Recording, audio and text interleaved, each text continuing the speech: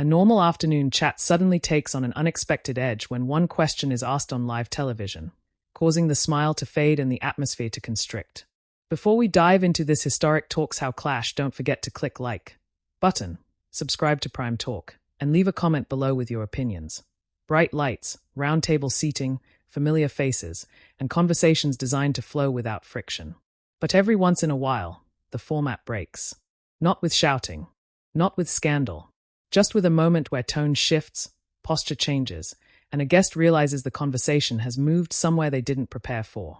That's exactly what happened when Matt Damon sat down on The View and found himself face-to-face with Joy Behar, a veteran host known for sharp instincts and a willingness to push when something doesn't sit right. The segment was live. The audience was watching in real time. And what began as a thoughtful discussion turned into an unexpectedly tense exchange that viewers would replay, analyze, and debate long after the cameras cut away. Matt Damon had spent decades cultivating a reputation that set him apart in Hollywood. He was the actor who could move seamlessly between blockbuster franchises and intimate dramas. The Oscar winner who spoke carefully, avoided spectacle, and projected a kind of grounded intelligence. Unlike many celebrities, Damon had long been seen as thoughtful when he entered public conversations, especially political ones. He didn't rush to comment. When he did speak, it was usually measured. That image mattered.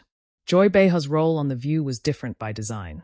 As one of the show's most outspoken co-hosts, she was there to challenge guests, reflect a strong point of view, and represent the kind of voice that didn't soften questions for comfort. The View wasn't a press junket stop. It was a live forum where celebrities were expected to engage, not just promote. When Damon appeared on the show, the timing was important. The political climate in the United States was tense. Public trust, media narratives, and leadership were dominating daily conversation.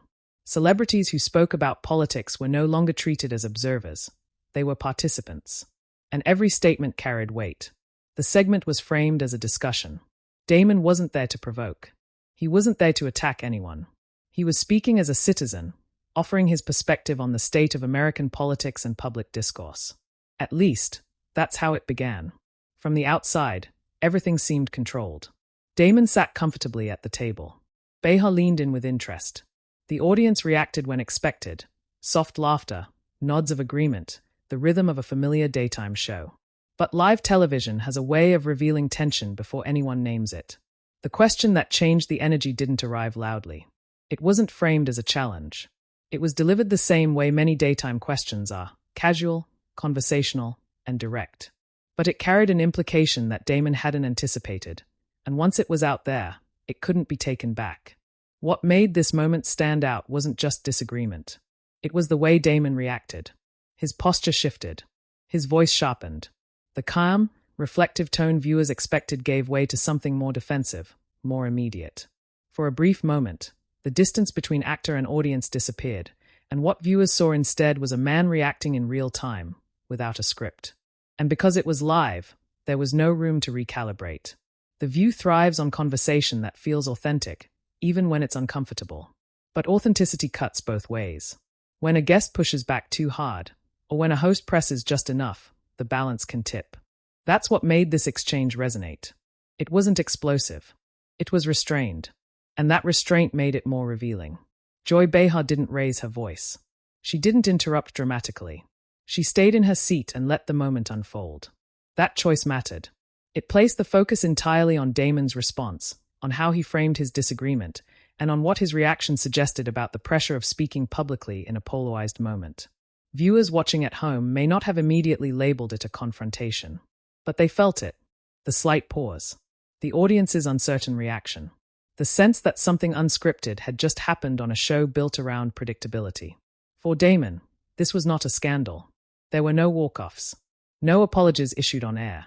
But the moment lingered because it challenged the perception of control. It showed how quickly a carefully managed public image can be tested when a conversation moves off the expected path. For The View, it reinforced why the show remains a difficult stop for public figures. The hosts aren't there to protect guests from discomfort. They are there to reflect public conversation as it exists, messy, divided, and often unresolved. And for viewers, the exchange raised a quiet but important question. How much space do celebrities really have to speak freely on live television before they are pushed to reveal more than they intended? The answer didn't come immediately. It unfolded second by second, in tone rather than words, in body language rather than headlines. And the moment that truly defined this exchange, the one that made viewers lean forward instead of changing the channel, was still ahead. To understand why the exchange landed the way it did, you have to look at the moment that led up to it, not just on the show, but in the broader cultural climate surrounding the interview. When Matt Damon appeared on The View, he wasn't there as a provocateur. He was there as a familiar, respected voice, an actor known not just for his work on screen, but for his willingness to engage thoughtfully with public issues. Over the years, Damon had spoken openly about politics, education, and civic responsibility. He wasn't loud about it, but he was consistent. That consistency had earned him credibility with audiences who didn't always agree with him, but generally trusted his intentions. At the same time, The View occupied a unique space in American television. It wasn't a traditional news program, and it wasn't a late-night talk show either. It was a live, daytime roundtable where opinions weren't just shared, they were tested. Guests who came on the show knew they weren't stepping into a controlled promotional environment. They were stepping into a conversation shaped by strong personalities, differing viewpoints, and a live audience ready to react.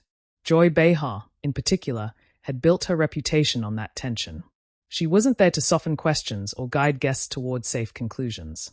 Her role was to challenge, to probe, and to speak from a point of view that reflected a segment of the audience watching at home. She didn't see disagreement as conflict. She saw it as the point. The timing of Damon's appearance mattered. The political atmosphere in the United States was charged, especially within progressive circles. There was growing frustration, not just with political opponents, but within the same ideological camps.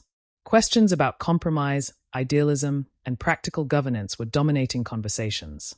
And increasingly, celebrities who spoke about politics were being held to the same standards as commentators and activists.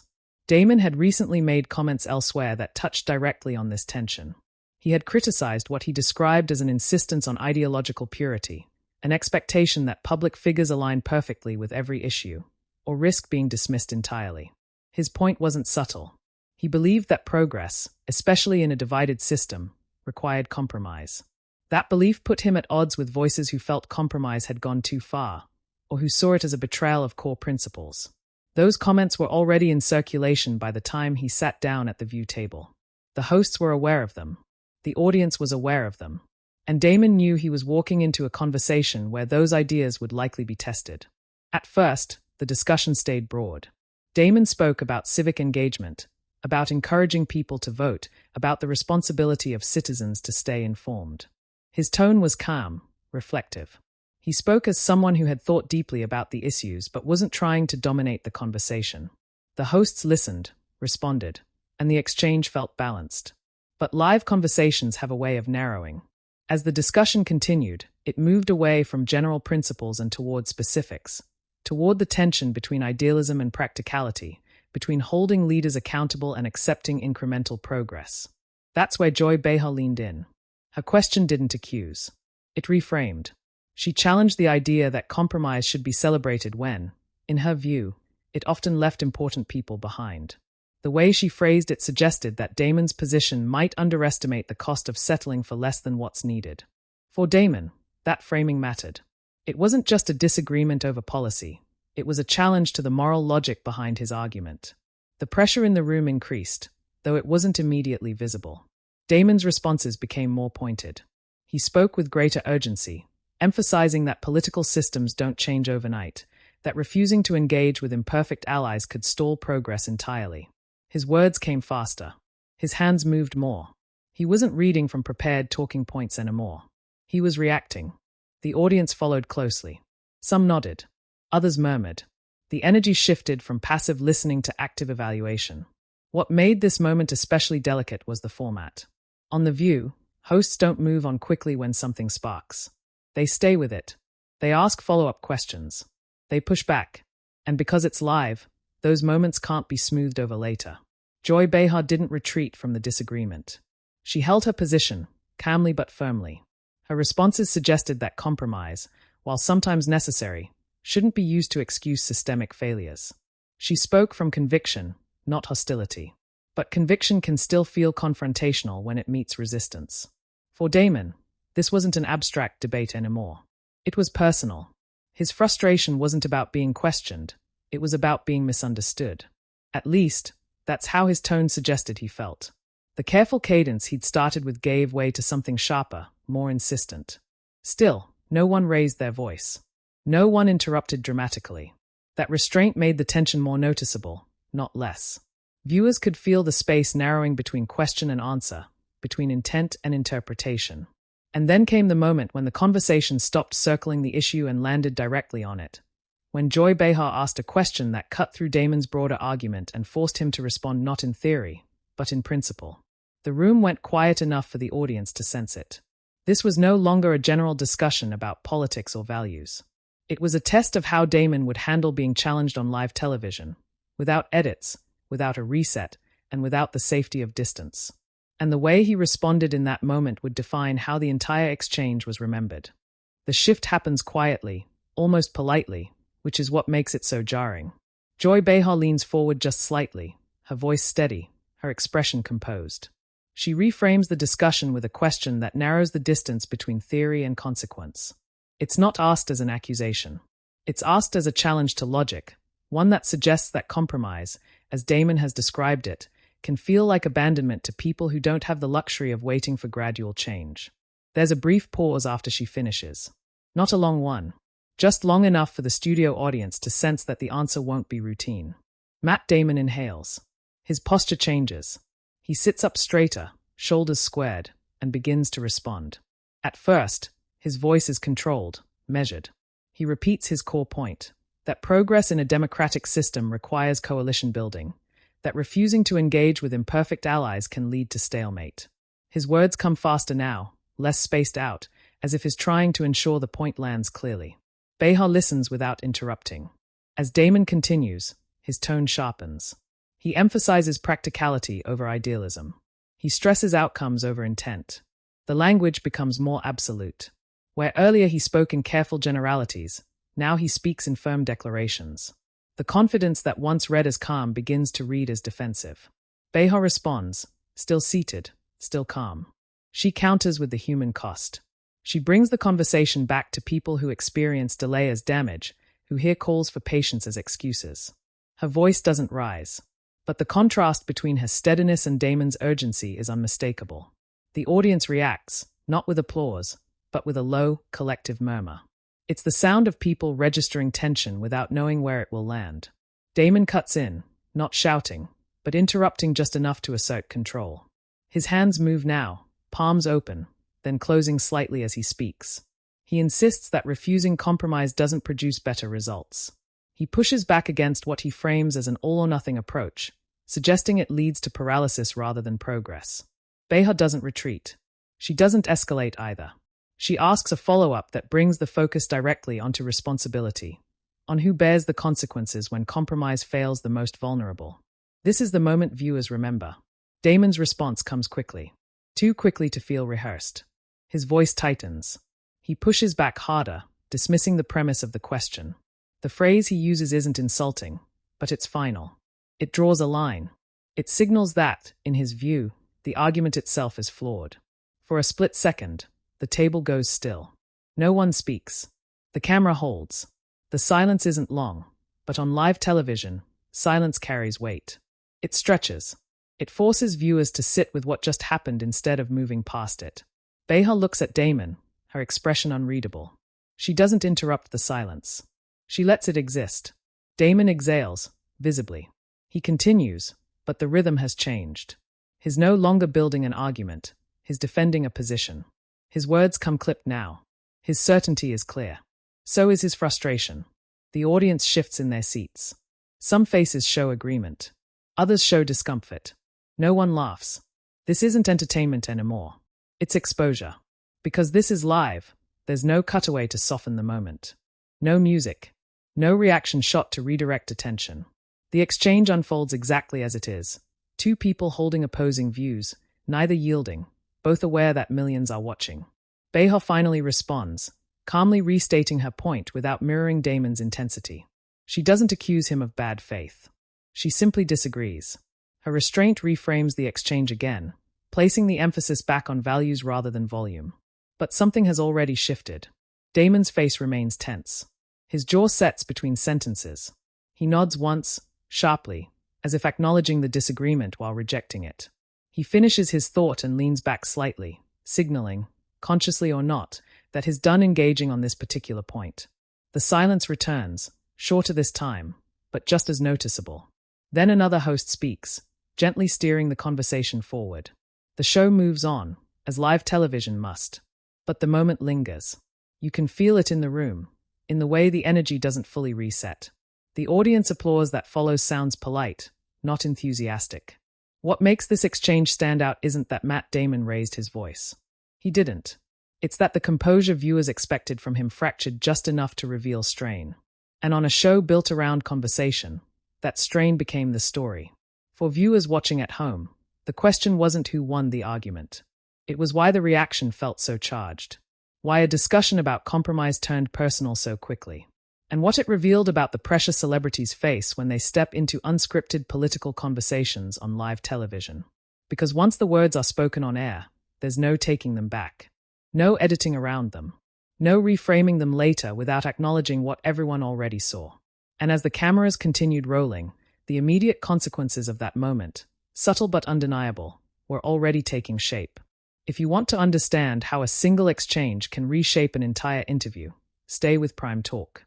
As the conversation moves on, the air in the studio doesn't fully recover. The next topic begins, but it carries a different weight. The rhythm that usually defines The View, quick responses, overlapping commentary, easy transitions, feels slightly restrained. The hosts speak more carefully. The audience reacts more cautiously. Everyone seems aware that something just happened, even if no one names it directly. Matt Damon remains at the table, composed on the surface. He answers the next question, but his tone is flatter now, less animated.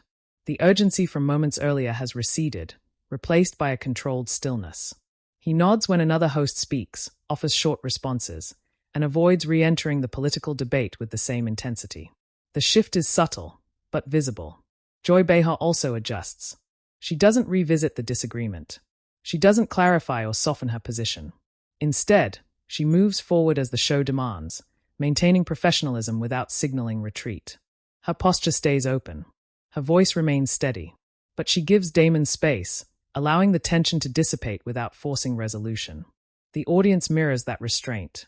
There's applause when appropriate, but it's measured. Laughter comes more cautiously. The collective energy is subdued, as if viewers in the room are processing the exchange in real time, unsure how to react beyond polite engagement. This is the quiet aftermath that rarely gets attention. The moments after a live confrontation when no one escalates, but nothing fully resets either. Because live television doesn't allow for breaks in the way taped shows do, there's no pause for reflection. The cameras keep rolling. The hosts keep talking. And the guest keeps sitting there, aware that every expression is still being watched. For Damon, the immediate effect is a narrowing of space. Where he had earlier spoken expansively, now he speaks economically. He doesn't withdraw completely, but he doesn't push either. His body language suggests containment, hands closer together, posture more reserved, eyes focused forward rather than moving around the table. Viewers at home notice this shift. Social media reacts almost instantly, with clips circulating and interpretations forming before the show even ends. Some viewers see Damon's response as passionate. Others see it as dismissive. The disagreement itself becomes less important than the tone it revealed. Within the studio, the producers do what they always do in moments like this. They keep the show moving. The View is built to handle friction, but it's also built to avoid letting any single moment dominate the entire broadcast.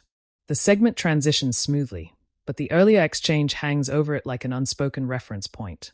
Joy Behar's handling of the situation is telling. She doesn't assert dominance. She doesn't apologize. She maintains her role as a host who challenges guests without personalizing disagreement. That consistency reinforces her position, not as an antagonist, but as a participant in a larger conversation. For Damon, the cost is immediate but intangible. There's no visible backlash in the room. No boos. No walkout. But the perception has shifted. The calm, thoughtful public figure many viewers expected has been replaced, however briefly, by someone visibly frustrated by pushback. That contrast is what lingers. When the segment ends and the cameras cut away, the show moves on to the next guest, the next topic, the next day's headlines. But the clip lives on. It's replayed, slowed down, dissected. Not because it's explosive, but because it's revealing. In the hours that follow, commentary begins to form. Some defend Damon's position, arguing that he was expressing a pragmatic view that's often misunderstood. Others side with Behar, saying the question exposed a blind spot in his argument. Still others focus not on the content of the disagreement, but on the reaction itself, on how quickly the conversation became tense. For Damon, this moment becomes a reference point. Interviews after this are framed differently. Questions about politics are approached with more caution, both by him and by those interviewing him. The exchange on The View doesn't define him, but it adds a layer to his public image, one that complicates the idea of him as endlessly composed. What changes instantly isn't his career or his reputation, but the context in which he's seen. Viewers now have a live example of how he responds when challenged unexpectedly. That memory stays with them, even if they can't recall the exact wording of the question. And that's the power of live television. It captures not just what people say, but how they react when the conversation slips out of their control. The moment doesn't end when the segment does. It settles. It reshapes. And over time, it becomes part of a larger narrative about how public figures navigate disagreement in a space where there's no rewind button. The real impact of this exchange wouldn't be measured immediately. It would unfold gradually, as the clip circulated, as discussions continued, and as viewers revisited what they thought they knew about both the guest and the host. In the weeks and months that followed, the exchange on The View didn't fade the way most daytime interviews do. It lingered, not because it was scandalous, but because it captured something increasingly rare on television, a genuinely unscripted moment where a public figure's composure was tested in real time. Clips of the segment circulated widely. Short excerpts appeared on social media, often without the full context of the longer discussion.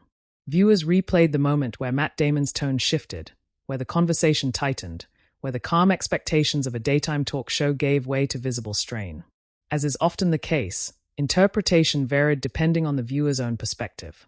Some audiences saw Damon as principled, someone frustrated by what he viewed as a refusal to engage with political reality.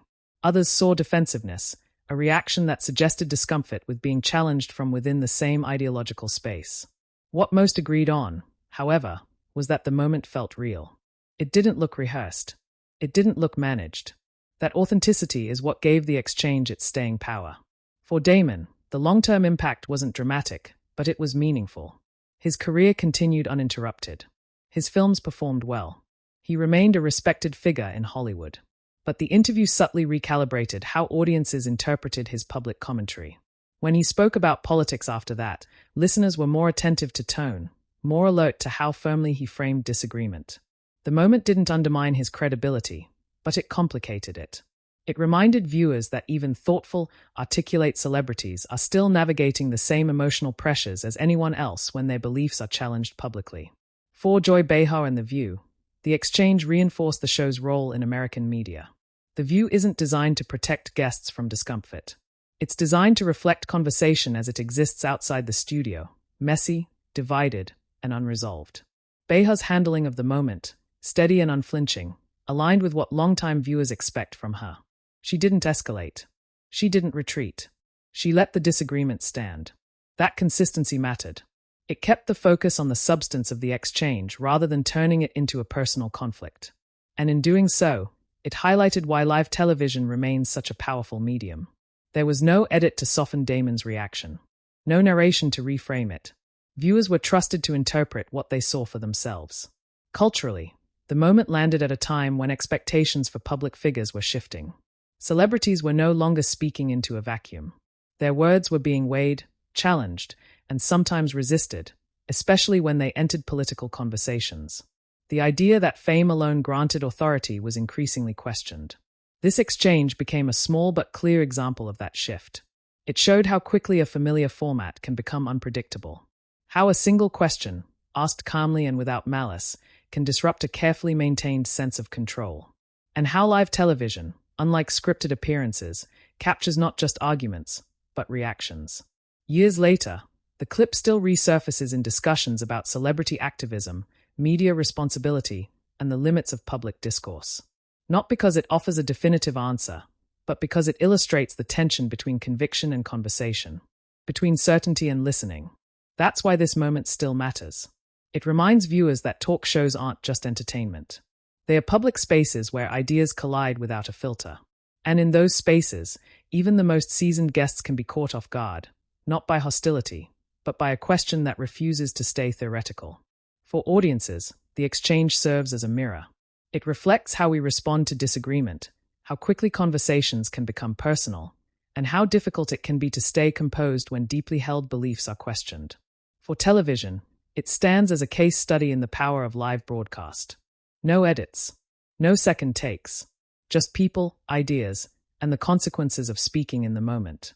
And for Prime Talk, moments like this are exactly why we revisit these conversations, not to assign winners or losers, but to understand what they reveal about media, culture, and the people at the center of it all. If you appreciate deep dives into real, unedited television moments that changed how we see celebrities and the shows that host them, subscribe to Prime Talk. Like the video, share your perspective in the comments, and pass it along to someone who still remembers watching this moment unfold live.